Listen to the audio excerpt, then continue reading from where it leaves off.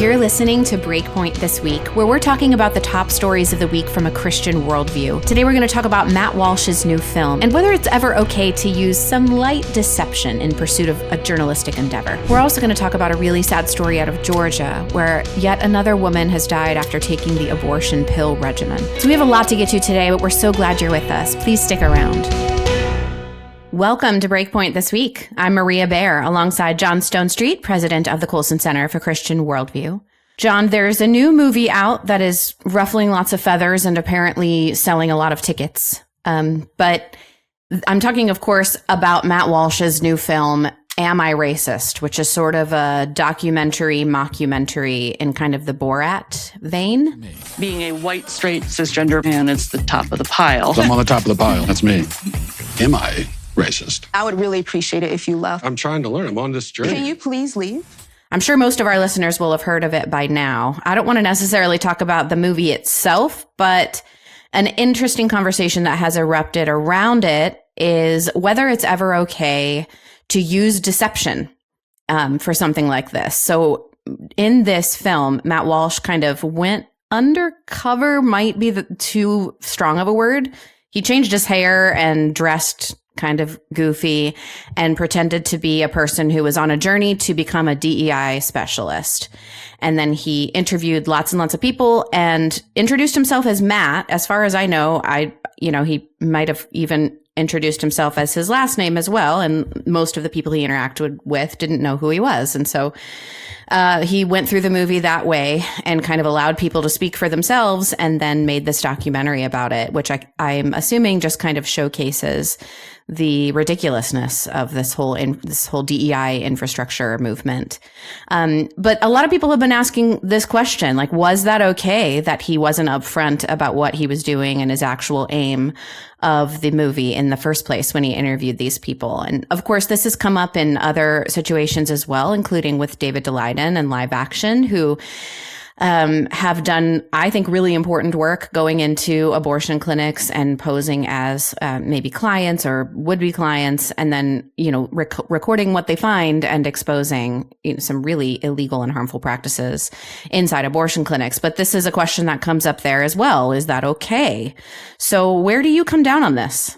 Yeah, it's an interesting conversation. I would probably not liken this to Borat, and the reason is because I think we went through this phase in the 90s of Seinfeld and Borat and, the Johnny Knoxville series, which had a title of a donkey, where they're not really tackling anything serious and they're not really trying to communicate anything serious. And that's different. There is a good bit of mocking,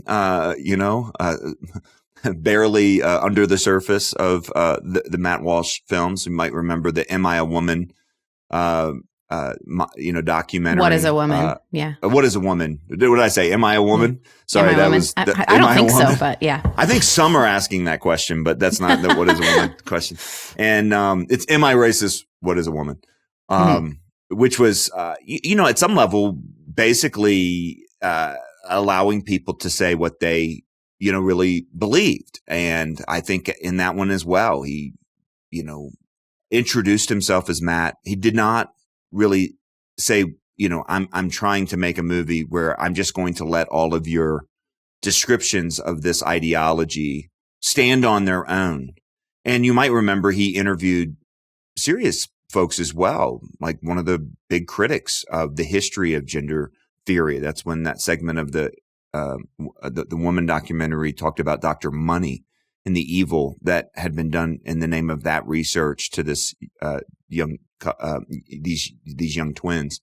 And one of the funniest segments, but completely straightforward in that series was or in that documentary was the Mubasa tribe. I think the Mumbai I'm trying to remember what the name of the tribe is. Nigeria, Kenya. Yeah. It wasn't Nigeria, but yeah, I mean, we're talking about folks who kind of have this, unenlightened, unscientific way of life. And the idea that you could, a man could become a woman or a woman could become a man, and their understanding of the issue was very clear and straightforward based on things that were observable. And, so he's trying to deal with, very serious things. I think the same thing is true here in the Am I a Racist film. Now, to be clear, I've seen clips, I've seen descriptions of it, and there's been a very, very interesting conversation about the tactics on this. Andrew Walker from the Southern Baptist Seminary weighed in and said he had some, lack of comfort about how the tactics that were used. Others weighed in as well about that.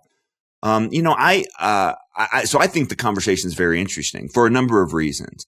There is a long history in Christian ethics of talking about, is it ever okay to deceive? And in kind of the name of some greater good. The famous ethical treatment of this is Dietrich Bonhoeffer, who, really wrestled with this, with a situation on the ground with grave and impending danger, at stake. And so there's a number of factors here that have to be brought in. Number one is the level of deception. Number two is the level of risk or threat to actual people. The classic example of if a Nazi soldier comes and knocks on your door and you're hiding Jews, do you tell them the truth or do you lie? There are many who think, no, Christians should never lie for any reason. Bonhoeffer did not come down there on that. He had this real kind of on the ground in what he called the tempest of the living in a letter he wrote to a former seminary student, that faith had to be lived in the real world. And the real world was messy and required hard decisions, including decisions that were the right decisions in his view, but also pricked the conscience. And he landed essentially where you tell the truth to those people who deserve the truth. And almost everybody deserves the truth, except in, certain situations. Now, what he did there was justified, misleading. What's not clear is if a documentary on an ideology would meet the criteria of who does or doesn't deserve the truth. And that's been the subject of the debate, which I think has been super interesting and I think has been really helpful until, people weigh in and then suddenly, because Andrew has asked questions, the Twitter mob comes and calls him a liberal and a progressive, which is absurd on every level. Neil Shinvey has weighed in on this, asking really interesting questions too. And, suddenly now, whether or not you're willing to use this tactic becomes a test of whether you're actually a real follower of Christ in this cultural. I mean, it's just been bizarre, the critiques and just have the conversation. Let the conversation be the conversation. Both, on this issue of race, Neil Shinvey has written the definitive book on critical race theory and critical theory in general. His loyalties are not in question. We're talking tactics here and they're very interesting. And you were right to kind of connect it to the abortion issue, because, that's a different set of circumstances and also probably more deceptive tactics used than what Matt Walsh used, where, look, Matt just restyled his hair, put it in a man bun, which by the way, for the record, was just a rough look. And, still introduced himself to folks who at this point, maybe ought to know better. Anyway, there's just so many factors that come into this situation. And I've always been just really intrigued and convinced by Bonhoeffer's idea that of who deserves the truth and kind of the loyalties of your ethics. But there's a lot that needs to be unpacked there. Yeah, there are definitely moments in the Bible where people use deception and it's considered sinful. And then there's moments where, like in Rahab's case, they use deception and it's considered a blessing or good. And in fact, she makes the Hall of Faith in Hebrews 11. Remember that? She shows up in there for these actions. Yeah. Yeah. I think that's kind of a point in the camp of Bonhoeffer where it's as much as this sounds like a cop out, it's probably situationally dependent, but also dependent on your motives and what you're trying to accomplish. I will say, as a reporter, there have been several times in my life where I've entered a situation where I think this is true probably on both sides of the worldview aisle, but it's especially true on the progressive side, where if you show up somewhere as a journalist, people are just generally going to assume that you're with them. So if it's a progressive cause, that's the popular cause. And I'm a young person, and I just say I'm a journalist and a member of the media. I know I've interviewed people or attended events where people assumed I was progressive and that I was supportive of whatever they were saying or what I was watching. And I absolutely was not. For example, I did a story for World once a couple years ago about a drag queen story hour. And I showed up at the drag queen story hour, and you could tell that everybody kind of thought that, yeah, then I loved this because that's what they're used to. And I let that sit for a while so that I could be in there and listen. I never said anything to make them believe that. I never, falsely claimed that I was in favor of anything. I just let them believe it and then let them say what they were going to say anyway.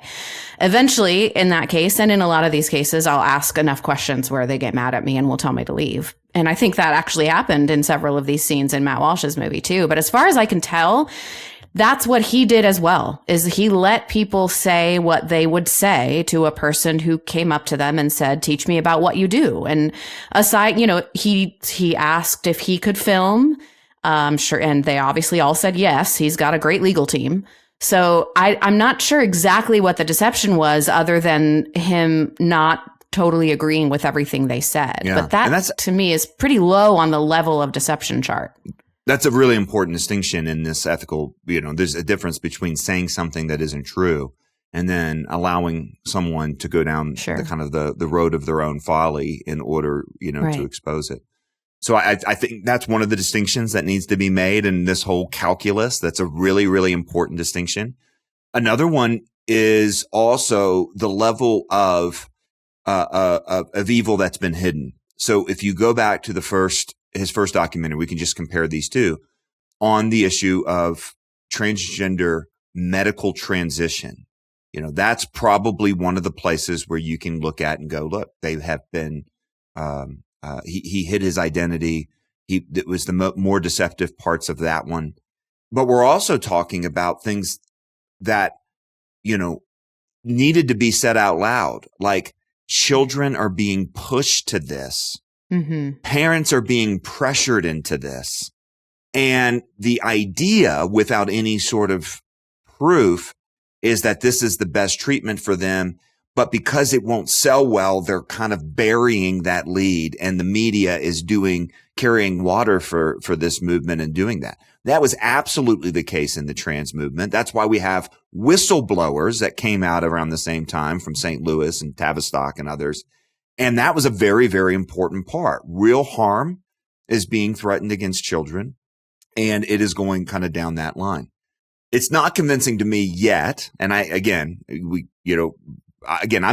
interested in this. This is a very, very important conversation in a culture of misinformation. What is the right thing to do? What are we responsible for? And that sort of stuff. That, the DEI stuff is pretty exposed.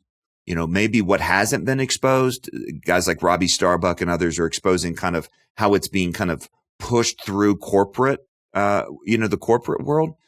But in terms of what exactly, the racialized ideology says, this is pretty much upfront. I'm not sure that, children are being threatened in the same way, though you might say like in a school setting, children are being taught to not like themselves if they belong to a particular class or whatever. I think that's probably true. It just doesn't seem to carry the same weight in terms of the imminent threat and the level of cover up.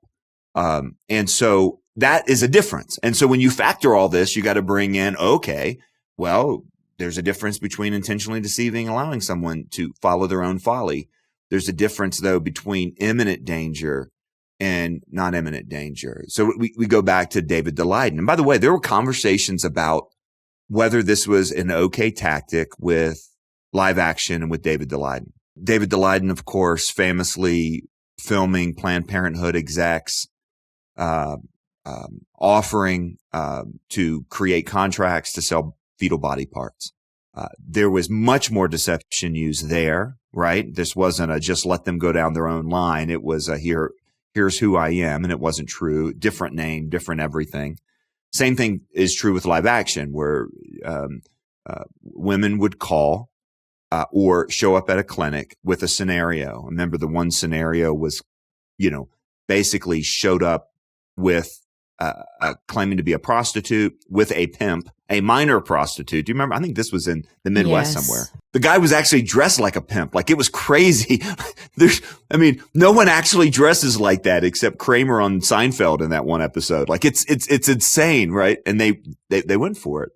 But the evil that was being protected and hidden, and what this Planned Parenthood clinic was willing to do, was basically provide cover for trafficking and sex abuse, was such a level of evil, such a level of threat, and so protected and hidden.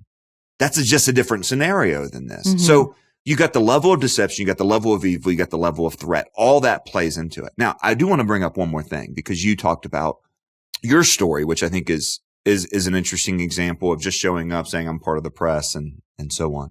Bonhoeffer definitely recognized as well the danger to one's own soul for going down this tactical route. And this is something that has to be acknowledged. We tragically have examples. There was the famous leader of the religious sect, the Christian group in Europe, and I'm trying to remember the name. Some people are going to remember it off the top of their heads, and I'm not. Sorry. It's a Roman Catholic guy who dealt with victims of abuse and so on. And since he's died, it's been revealed that he was involved in that. You have examples where Bonhoeffer really talks about the risk, or the calculation that he makes includes the risk to his own soul, that he'll grow to like this too much and embrace it too much, that you'll be desensitized to evil. Mm-hmm. I know a gentleman, I've known him for years, who worked to take down pornography shops in a particular state on the East Coast, and I'll leave it at that. And I asked him this once, like, how did you do this without losing your own soul? And that's a very real risk that has to be. Now, look, going to a DEI meeting, I don't know, sitting down and talking with Robin DiAngelo, you're probably not at risk too much of being actually convinced. Yeah, that is another calculation in this that I think has to be measured. You're talking about the plot of every undercover cop movie, right? You go undercover and then you start to fall in love with the drug dealer's daughter, and then, you run away together. But no, maybe not the drug dealer, but yeah, there's usually romance in the movies, maybe not romance in real life, but yeah. The last thing that I think is relevant to say is that I know, so my husband Aaron is somewhat of a public figure now here in Ohio. And I know for a fact people have showed up to his events with nefarious motives, that are certainly not supporters, but they pose as supporters, and then, they're going to record it and whatever. There's one person in particular that has a blog that's just absolutely obsessed with Aaron and just posts everything he does and hates him and is clearly obsessed with him. But anyway, I think that has never truly bothered us outside of safety concerns, because I'm kind of like, whatever we would say in front of our friends, we would be fine with our foes hearing as well. And I feel that way about church too. And if people are showing up at churches with microphones or going on to, if you're a part of the camp where if somebody else would show up and record you, you'd be scared about what they'd go away with, then you should make some better decisions, because I don't have that fear in any area of my life. And I think that says something as well. I mean, Robin DiAngelo has never said, as far as I can tell in her statement about this movie, well, I was coerced into X, Y, or Z, or I never said this, or I didn't believe that, or whatever. She's objecting to the fact that the person who got this on video does not agree with her. And that, okay, that's just part of life. Yeah, I think that's important. I do want to bring up two other things that are, I think, really a part of this as well, before we close it out. That last point is an important one, and it's connected to this one. Some of the justification in this conversation, specifically about this Matt Walsh piece that's been thrown around online, is that, well, the left does it. The left is deceptive. The left misrepresents. The left hides. Or the left does this tactic. Now, look, I'll say it out loud. The left does it, and they're enabled to do it by the companies. Like this isn't, and it passes as legit journalism when it's not. Right. That doesn't matter. That's not part of the calculation. If the left does it, is not part of the calculation. If the secularists do it, that's not part of the calculation. If the Nazis do it, that doesn't mean it's okay. There is not a means justifies the ends calculation here that is legitimately Christian. That's the stuff that really troubles me. this is the tough time we're in, so we've got to fight back this way. We're hearing that across the board. This is not a Christian methodology. That was one of the critiques that I saw specifically of Andrew, is that you're ineffective, he's effective. Okay, that's not true about Andrew, that he's ineffective. He's effective at an awful lot of things. Two, this is that's not the calculation either. Like, you don't do it if it works. Okay. Now, I think we should be successful. I think we should try to do our best, and I don't think we should try to fail or anything like that. But that's not enough to justify the means. Right? The ends do not justify the means in a Christian. That's pragmatism. That is not Christian ethics. And just because the other side is doing it, this is literally, remember, Jesus is that one who said, turn the other cheek. Okay. So just because somebody did it to you doesn't mean you can do it to them. The second thing that I want to say that's really, I think, and to close out here, that's very, very important, is that this is a very interesting and helpful discussion right now. Because someone disagrees with you on this tactical point does not make them a compromiser, a heretic, a liberal, an idiot, or anything like that. And I've seen all those accusations for people that are clearly on our side on this. And, this kind of goes to, we talked about corrupting one's own soul. When you think that the tactics are justified because of the moment, then you'll think that somebody else, then has compromised or something like that because they don't embrace the same tactics that you do. No, look. So for the record, I think Matt Walsh didn't violate anything. Maybe once I fully see it, I may change my mind, but I think it's okay. I think it's interesting what he's doing. I think he is a very clever teacher in this. I don't agree with all the things that he does, but this I don't have any issues with. Absolutely stand behind what David Daleiden and Lila Rose have done. And the reason that they did it was because of the level of imminent threat to children and because of the deception and the need to pull this out. Their level of deception went further than Walsh's level of deception, but the stakes were higher. I'm okay with that. I do think that not everyone needs to be called to that. So you can't look at it and say, man, Daleiden is effective, and the little old lady who shows up to just hug on a woman at a pregnancy resource center is not, because she's nice and he's, more. These aren't the calculations in the kingdom of God. Listen, at the end of the day, what the truth goes forward in love. And if you're not willing to tell the truth because of the cultural pressure, or because of the situation, or because of the deception that happens in all these different angles, then you're not really telling the truth, and you're not really being loving at all, and vice versa. Let this conversation be interesting. Let's learn from it. Let's wrestle with this, and let's also be on each other's side on this. Good heavens.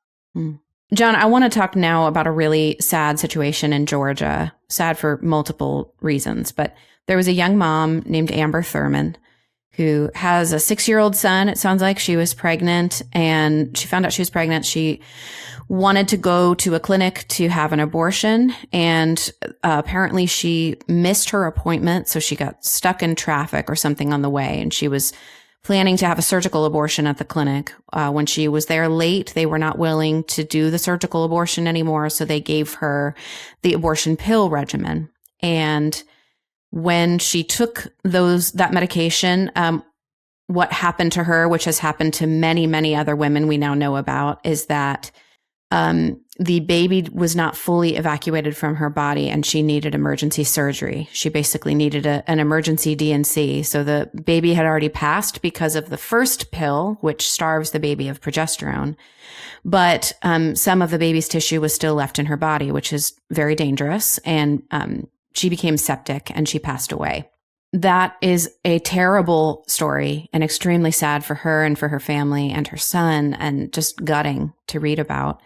It's also sad that this story has been immediately seized upon by the left and the pro-abortion lobby as an example of you wouldn't, if I was telling this story to somebody who is unaware of the current political climate, they would be like, oh, of course, this is going to become a political story that blames the abortion pill or blames an abortion clinic. But you would be mistaken. They're blaming pro-life laws in Georgia because they're claiming, and I'm going to put on my NPR reporter hat here and say they are claiming without evidence that she showed up at the hospital and that because of the pro-life laws in Georgia, the doctors refused to perform a DNC or an evacuation of her uterus because they were worried about getting in trouble under the law. There is very little, there is no evidence that that's why doctors waited. That's why there was a pause in between her showing up at the hospital and her becoming septic and passing away. So we need to be absolutely clear about that we do not know what that situation was.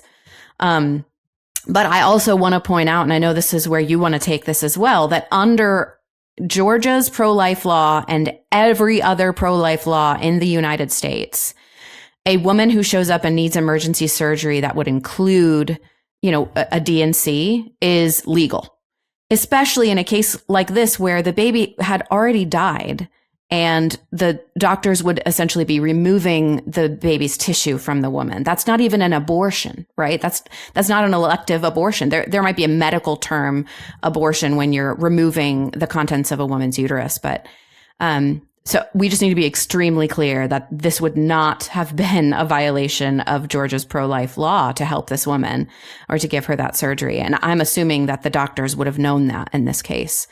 It's unfortunate we don't know more details, but obviously this is going to be used politically, and that's really tragic. Well, it's the second story. There was one that's been pointed to, including by presidential candidate Kamala Harris and Tim Walz and others on the Democratic side of things that talk about the overturning of Roe and the danger to women. And, the story that they've used is this story from this woman out of Texas, who, as I understand it, if I remember the details, because she couldn't be treated there, she had to fly to North Carolina. There she was given a chemical abortion, and she also died from complications thereafter. There's two parts of this story. Well, three, really. Number one is that the immediate and overwhelming set of headlines, and if you don't read below into the details and understand what's all at stake, then you think that pro-life laws are killing women, because that's the headline over and over and over and over and over and over and over.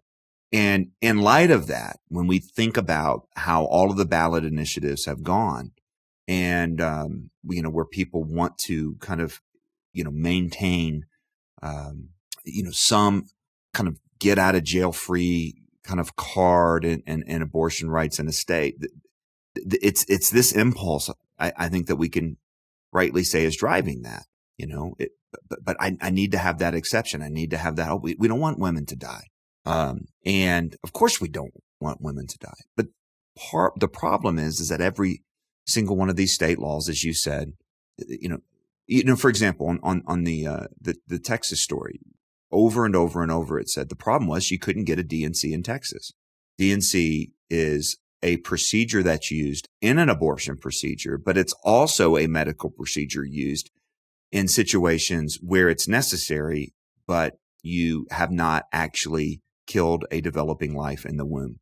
So like a miscarriage where your body has not expelled all of the baby, a DNC would be used. That's exactly that's exactly right. And what's happening is you're sometimes getting situations where the headlines and the reporting is that these states have banned DNC. When they haven't, they've banned abortion. DNC is a part of some abortion procedures, but abortion is a specific procedure to kill the life of a developing child in the womb. Miscarriage is not that. Doctors are not prevented from treating women who have suffered through a miscarriage and need a DNC in order to preserve their health. Doctors are not prevented at all from helping the mother. And even in the case of helping the mother in the extremely, extremely rare situation, that involves a life being lost in the womb along the way, that's not illegal either in these states. The other thing that's happening, and you've seen it a handful of times in the story, both of Texas and this Georgia story, is that the chemical abortion process is being described as a miscarriage. That's a problem. The last thing you're seeing, which is burying the lead, is that these are complications from chemical abortions. Yeah. And part of the other line of the narrative is that chemical abortion is safer than Tylenol. Have you heard that? Of course you have, because it gets repeated over and over and over. Now, we have a What Would You Say video coming out on this that very specifically addresses this question. And I'm just going to read from it. And this will be available in a couple weeks, but it's, this is what's true about this. The claim that mifepristone, which is the first pill in the abortion pill regimen, is as safe as Tylenol is based on the total number of hospitalizations for each, but merely comparing the total hospitalizations for the abortion pill versus Tylenol is misleading. First, so many more people take Tylenol than abortion pills, right? So 60 million Americans use acetaminophen. How do you say that word? Acetaminophen? Acetaminophen. There we go. The active ingredient in Tylenol on a weekly basis. Just by comparison, over 500,000 women attempt chemical abortions each year. So you're comparing the denominator. You remember fractions in school? 60 million versus 500,000. So you can't compare the total number of hospitalizations when the denominator is so different. And by the way, when you actually look on its own, 1 in 25 women who take mifepristone will end up in the emergency room. That's according to the FDA's own warning on mifepristone, right? So it's not the same thing by any stretch of the imagination. Here's the last thing. When women take Tylenol or this pain medication, and they take it as prescribed, that percentage of hospitalizations and emergency room visits goes even way down. So we're talking about an almost nil number. When women do go to the emergency room for taking Tylenol, it's because they've taken it. They've overdosed, right? When the 1 in 25 women that go to the emergency room for mifepristone are going there because they've taken it as prescribed. Mm-hmm. So all this is the danger factors in this. So when these two stories both involve mifepristone and the headlines are, this is because of pro-life laws, the level of misleading is stunning. It's a stunning misrepresentation that is being repeated at the highest levels of journalism and politics. And that's, when we talk about the fact that there are folks misleading, and we've got to be able to uncover that. This goes back to our conversation in the first segment. This is the level of deception we're talking about. I don't know that, DEI rises to that level of imminent danger. But in this case, my goodness, the misinformation here has been overwhelming, essentially. And the other problem with those stats is that we don't even know how many women, at the end of the day, show up to an emergency room because of the abortion pill regimen. I don't know how that even gets tallied, but like you said, a lot of times they're being treated as miscarriages, or the abortion clinic will call them that.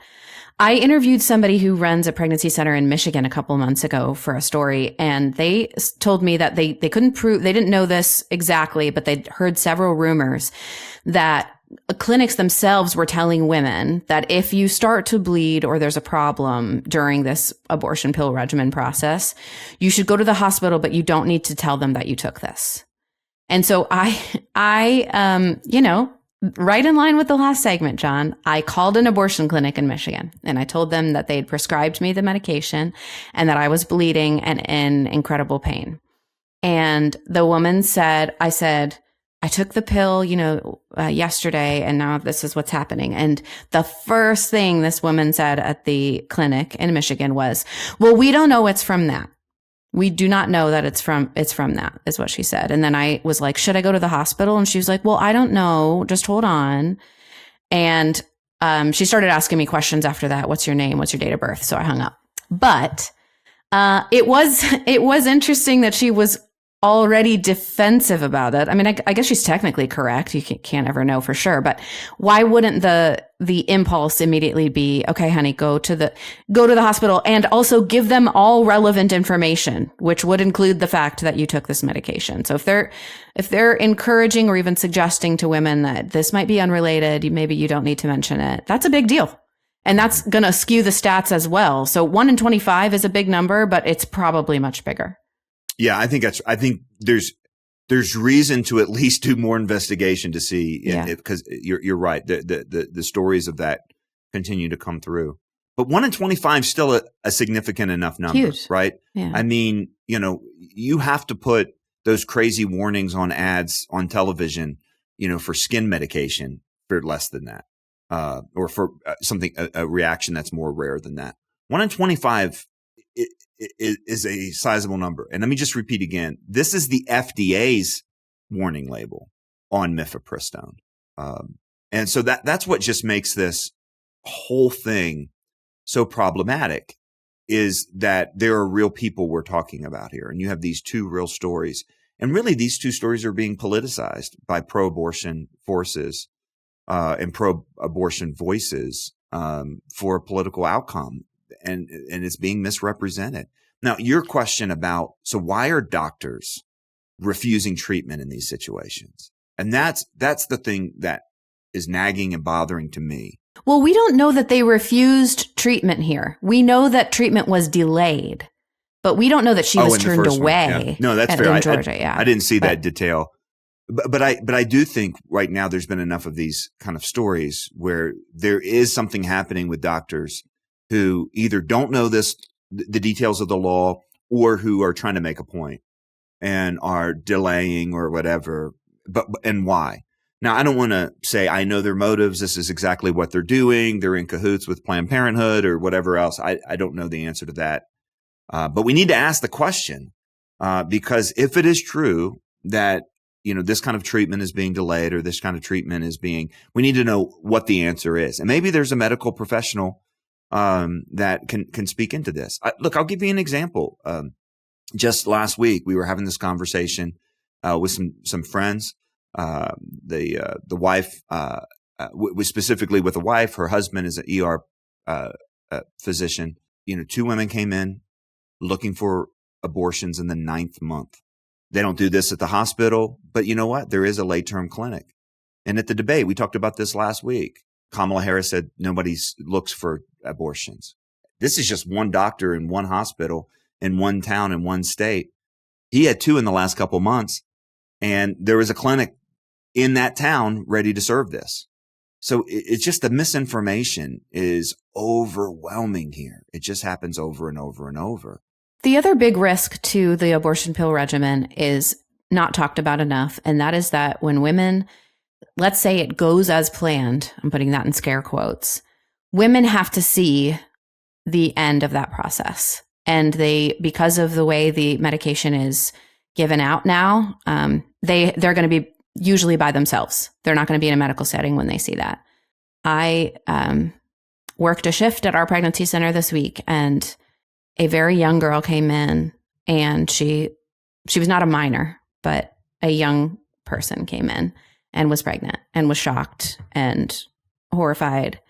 And our nurse at the clinic was able to do an ultrasound, and this young girl could not wrap her mind around what she was seeing. She was so utterly shocked.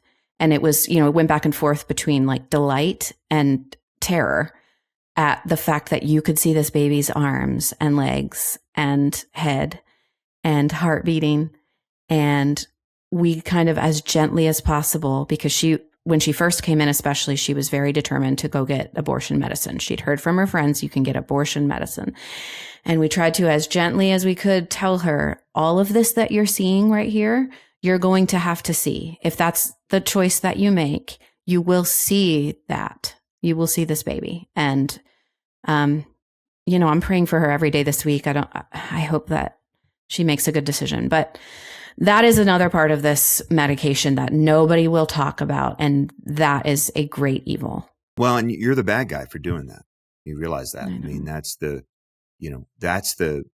when we talk about state after state after state, that is already, super pro-abortion. I'm talking Massachusetts and Michigan and California and Colorado.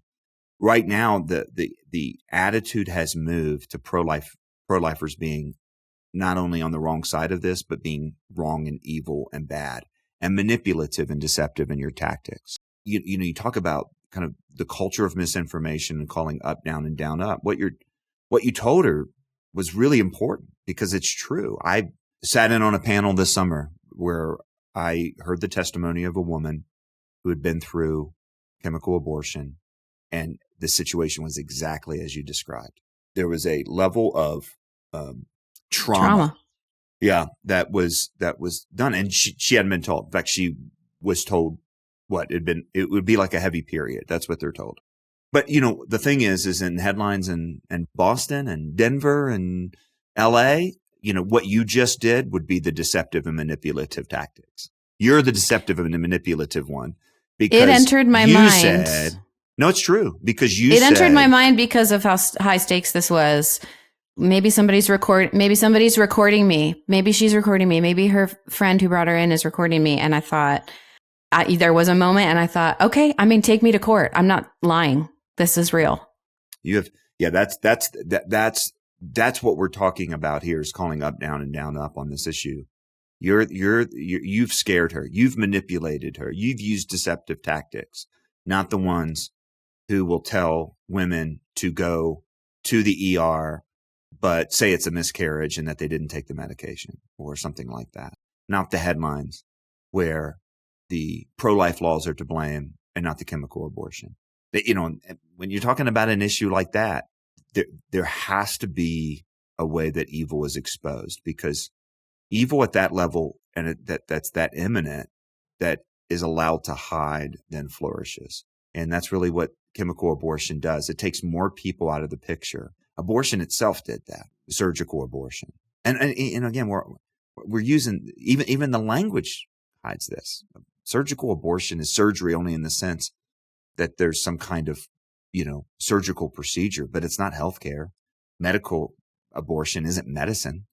Chemical is a more accurate description of it. But yeah, the deception on this issue has become so vast and so wide. It's really a stunning thing. John, did you watch the Emmys? Nope. Okay, very good. Neither did I. I did watch videos afterwards. Look, award season, let me just say, award season, you can talk about a culture of narcissism. Christopher Lash wrote about this. Award season is a bunch of folks get together that all agree on almost everything and congratulate each other for being heroic and courageous for saying the thing that everybody agrees with. And congratulating their own creativity when, the overall industry is dominated by remakes and remakes and remakes, only, woker ones. Anyway. Sorry. Other than that, I have no thoughts about this. Tell us how you really feel. Yeah. Yeah, okay. There we go. I have not watched the one show that won a bunch of awards, Shogun or something. That's a remake, right? Yeah, I don't know anything about it. Okay. Well, you and I are just out of the zeitgeist, apparently. But Candice Bergen got up and spoke at the Emmys this year and made a comment, because it's been, 20 some years since the whole, then Vice President Dan Quayle made a comment about Murphy Brown, who, of course, was played by Candice Bergen, who was a sitcom character, famously a woman who decided to become a mother by herself. And this was empowering and beautiful and wonderful. And you're just supposed to think about the mom in this case, not the child, by the way. And she made some comment at the Emmys about how not enough has changed since those days when women were persecuted in this way, or whatever it is. And I suppose if something has changed since then, it's that more and more of this has become normalized, which would be single parenthood or alternative families or whatever. Man, I'm using a lot of scare quotes in this episode. So if anything, her worldview has increased in popularity. But what did you make of her little speech? I've been talking about this incident for a long time. It's part of the history of the sexual revolution, believe it or not. I mean, I don't want to give too much credit to Hollywood, because most of the time it reflects culture rather than drives culture. This is an example of both, where there was an important part of this history that took place in this sitcom. And the reason is in this bizarre moment in American political history, which that list is pretty long already. You have a real life vice presidential candidate getting into a public spat for an extended period of time, a couple weeks or more, with a character that doesn't exist in real life, this Murphy Brown character. Single woman, professional woman. That was the whole plot of the whole sitcom. This was late in the sitcom where she decides that she wanted to have it all. And that, of course, was the narrative. Do you remember when Kramer was on Murphy Brown? Speaking of Kramer and Seinfeld. Yeah. That, because these are shows happening about, the same time. But so that, that dates it. It's actually a little bit, I think, older than 22 years because 2012 was the 20th anniversary. So you're right. That's the math, right? No, wait, no. Well, that would be 32. Years. Yeah, that's right. 32 years. There we go. Man, math is not. What day is it? Yeah. I don't know. But, at the time, Dan Quayle, said that we should not encourage children born out of wedlock. This is not, good for them. I remember this. I mean, I think I was a junior in high school when this was, this happened. But man, it was huge. This was a presidential election I was paying attention to. It probably cost Dan Quayle. Obviously there was a presidential election there, and he was a vice presidential candidate. But it was big, and it's kind of the thing he's probably better known for is misspelling potato, I think. But this was way more important than that. When I saw the clip this week of Candice Bergen kind of going back to this moment and using it as a way to get at J.D. Vance and the childless cat lady comment. What was completely missed in that was two things. Number one is where this fit in the history of it. Number two, an article that was written 20 years later. And the article written 20 years later, back in 2012. And it was published not in a Christian publication at any level. This was a study released by the Brookings Institute. And the title was 20 years later. It turns out Dan Quayle was right about Murphy Brown and unmarried moms.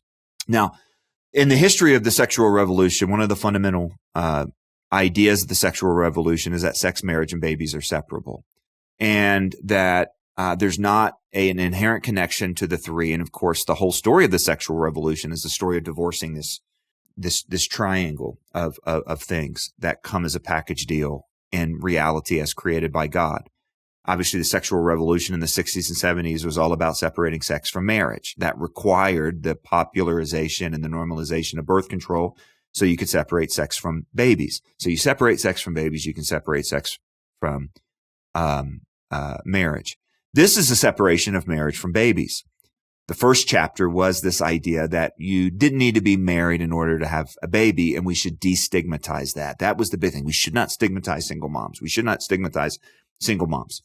And we're separating, at this point, babies in marriage. Now, of course, we've moved on and now separated not only babies from marriage, but marriage from babies, so that the idea of intentionally sterile marriages, the idea of having a marriage but not having a child, that, that's completely acceptable. Whenever you talk about how innovative and new that is, the idea of getting married but choosing not to have a child, that gets you in a lot of trouble. I say this because I know this from personal experience. But look, the idea that you should be able to get married and then expect not to have a child and not want to have a child. I'm not talking about infertility, which is whenever someone struggles with infertility, you can listen to them. You can listen to the heartbreak and so on. And it's almost as if something's missing. It's because something's missing. The marriage liturgies of the church include, encouragements and even commandments. Go make some babies now, because that's what this marriage is really about. But this was the early stage where the idea was, no, we should have babies without marriage. But here's the thing. We know in every single context that the single most reliable indicator of a child's long-term success is that they're born into a home with married mom and dad. President Obama turned this around, right? President Obama turned around and said, look, kids need their dads. Kids need their dads. If the media were honest, they would have said, hey, President Obama is going after Murphy Brown, because he was going after this narrative that we shouldn't stigmatize, single moms in any way whatsoever. We shouldn't say that dads are necessary. There was an epic article back in when was that? 2009 by Caitlin Flanagan in Time Magazine, where she looked at this and the impact of divorce. And it was a stunning piece where she quoted hyper-feminist researchers who were going after these statistics trying to prove that dads were unnecessary. And you know what they found? Dads were necessary. You can check out the totality of this research in a book by, I think his name is Scott Rayburn, called Do Fathers Matter? I interviewed him on the podcast years ago. And a secular humanist, evolutionary theorist who writes on the sciences, and he admitted, yeah, dads make an incredible difference in the lives of their kids. Now, this is only going so far, because when President Obama said kids need their dads, he was only partly right. What the data actually says is kids need their married dads. This is why adoption is such a beautiful, redemptive thing that Christians often do and can do, is because they're bringing children into a home, a married home, and providing that married mom and dad, and adding back in those categories that have been lost in their experience. So when Candice Bergen goes back on this, like everything that she stood for back then, everything that she promoted in this show and the producers promoted in the show has been proven to be incorrect. Absolutely wrong. I was asked about this on The World and Everything in It as well. And I was like, the question I have is, if we're going to get an article here in a handful of years, 20 years later, it turns out that J.D. Vance was right. Although I don't endorse at all how J.D. Vance has talked about these things. But the fundamental point that, and then I thought about it and said, you know what?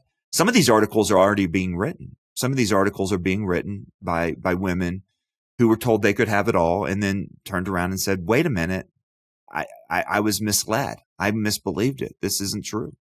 And, there's a whole lot more to this, but it's weird. Candice Bergen took a stand for, single moms, and Vance, and it's become a culture of childlessness. And that's what J.D. Vance has talked about. And again, I don't endorse how he talked about it, but what he's talking about here is a really important thing. It's bizarre that these zombie ideas kind of continue to stick around, that there's not a fundamental connection between sex, marriage, and babies. And of course, now, what are we at? What did we decide it was 32 years later? Yeah. The final separation is between babies and sex, not just having sex without babies, but now, of course, having babies without sex, and then giving babies to whoever orders them, including not moms and dads, but two so-called dads or two so-called moms, and then posting those pictures on social media as if one of them just went through labor when neither of them did. This train has continued to leave the station, and it was disproven back in 2012. When in that episode of Murphy Brown, she says something like, maybe the vice president should realize that families come in all shapes and sizes. And I know what she meant. Think how prophetic that was. That's just a dumb thing to say. Well, so I know what she meant. Okay, but listen, they don't in one very real respect, which is that it requires a man and a woman to make a baby. What she's talking about is you can do whatever you want in terms of your living arrangements. What she's talking about is treating families and marriage like a social construct. So this is the example. The Rockefellers are rich. I'm going to change my name to Rockefeller, therefore I'm rich, right? Everyone knows that that's bizarre. This is it. But we're going to take other relationships that aren't procreative, aren't marriage, aren't family. We're going to call them family so we can get all the same benefits thereunto. And you're right. It's a myth. Sorry, I interrupted. Well, you hear it when people are like, my baby doesn't need a mom. Well, she has one because every baby does. That's how science and nature work. So she has one. You're just saying that you're not going to allow the baby to see her mom, or you're not going to allow the mom to see her baby. That's something else altogether. And I guess own your decision. But the other thing that you just want to pull out your hair and say to Candice Bergen and other people in this conversation is, all of this, how many single moms in the United States do you think are single moms by choice? If you want to know if dads matter, number one, ask the kids. But number two, ask all of the women who have been abandoned to single motherhood, or for whatever reason have been left to that situation on their own. And they'll tell you dads matter too, 9 out of 10 times. It's wealthy, and it's, of course, also too, this just does not ever take into account that you're just accepting the technology for what it is. Like, because we can create a child in a way that doesn't feel as personal as it used to, now we have all these new ethical questions. Like, it's okay for a single woman to just find a baby or to use a man's body or to buy something and move forward with motherhood or whatever, right? Because we can. Yeah. It reveals kind of that this idea that if I want it, therefore I deserve it, is such a bad model to live by in every area of life. But that's what we're doing when it comes to the most precious thing on the planet, which is human life. But it's complicated though, John, because I could hear somebody saying, I want it. And it's also a good, like it's an bringing a new baby into the world is a good, and it's a good thing to want. That's not what I'm saying. I'm not saying that someone shouldn't want it. I'm saying that the want reflects a deeper reality. Exactly. Just like marriage. You're actually buying into something that's way more, and children aren't a right. I was thinking about this weekend. In fact, I said this on the World Everything in It podcast, because we've done a lot of things on how we treat pets as kids. And I actually think that we've got this backwards now, because when you look at a story like this and somebody going, well, because I want one. And why do you want one? Well, because I want a friend. I want somebody who loves me all the time. I want, you hear these reasons and you're like, that's a Cocker Spaniel. Right? That, in other words, what if it's more true that we're actually not so much in our culture treating pets like kids, but we're actually started to treat kids like pets? And I think that's really kind of the reasoning behind this. Is suddenly we're just like, oh yeah, I can order one. I'm gonna get one. And children are not a right; they're a blessing. And those two things are fundamentally different in so many different ways. This is why I finally was able to put my finger on this like a couple weeks ago. This is why I find all these newborn photo shoots sometimes so distasteful. There is a beautiful, tasteful way to do it.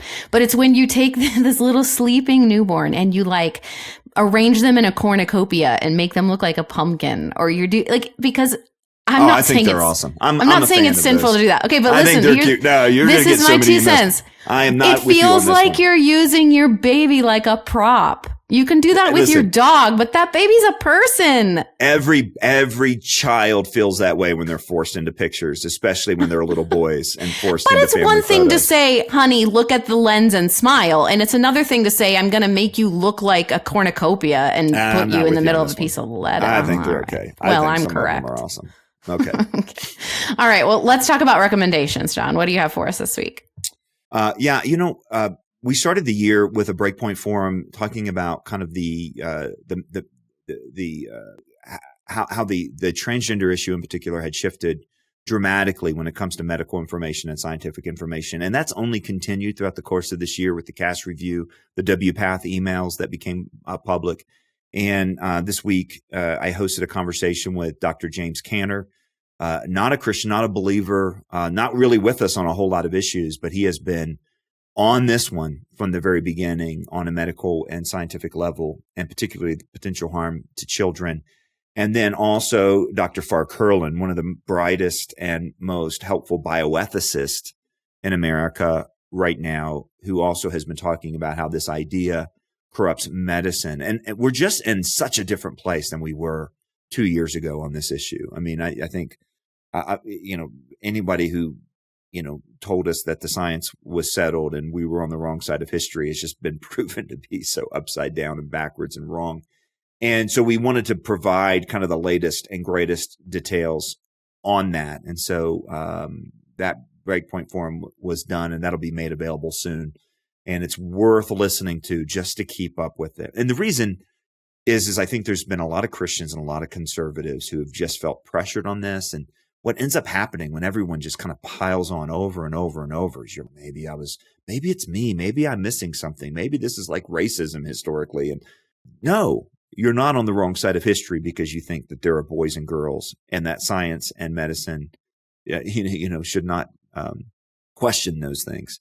And the evidence right now is overwhelming. And so that this has been a harmful ideology for children, that the suicide myth is in fact a myth, and so many other things. And they just went through that, I thought, in a very helpful way. So the Breakpoint forum this past week was great. Cool. Well, I will quickly recommend Pro-Child Politics. This is the book that I was asked to write a chapter for from Them Before Us and Katie Faust. And there are a lot of really, really helpful chapters in there. And it officially releases next Tuesday, the 24th. So be sure to pre-order your copy if you haven't already, or if it's next week and when you're listening to this, go out and buy it. It's called Pro-Child Politics from Katie Faust and several others. And yeah, it's a great resource. All right. Well, thank you so much for listening to Breakpoint this week from the Colson Center for Christian Worldview. I'm Maria Bear alongside John Stonestreet, and we'll see you all next week.